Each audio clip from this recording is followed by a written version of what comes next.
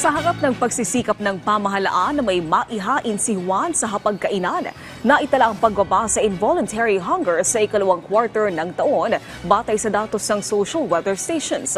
Ang mga naging susi dyan, alamin natin sa sentro ng balita ni Vel Custodio. Sa kadiwa ng Pangulo sa ADC Building ng Department of Agriculture na bumibili ng bigas at gulay si Vicente. Bukod kasi sa mura, walking distance rin daw ito mula sa bahay niya. Murang-mura sa amin, kasi malaking bagay yun sa amin, 20. Kung sa bumibili namin na 40, 42, dito na kami. Umpisa ngayon kasi ngayon lang namin alam na may nagsabi sa amin dito pala daw bili yan. Sa palengke naman namimili ng bigas si Tambo. Mahalaga daw ang kanin sa kanilang hapag, kaya masaya siya na bumababa na ang presyo ng bigas. Malaking importante kahit araw-araw kang magsaing, araw-araw kang kumakain, 3 beses sa isang araw. Okay naman, bumaba naman siya. Hindi katulad noon na umabot ng 60, 65 ganun.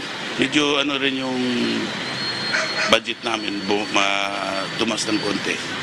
Stable na presyo ng bigas, maayos sa supply chain sa pagkain at madaling akses sa pagkain kagaya ng patuloy na lumalawak ng 20 bigas meron na program.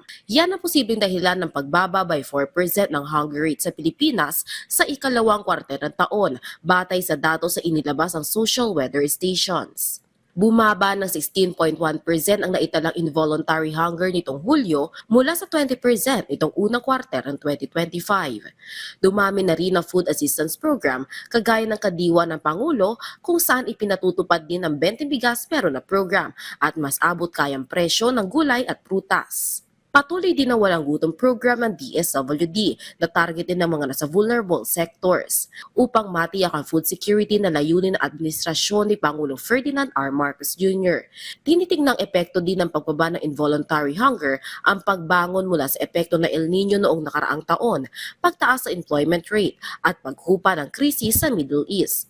Dahil dito, malaki ang ibinaba ng involuntary hunger sa Mindanao by 16.6% na malaking ambag sa national involuntary hunger rate drop sa bansa. 1.7% naman ang ibinaba sa Balance Luzon o mga probinsya sa labas ng Metro Manila, habang bahagyang tumaas ang involuntary hunger rate sa Metro Manila ng 1.4% at Visayas ng 2%. Vel Custodio para sa Pambansang TV sa Bagong Pilipinas.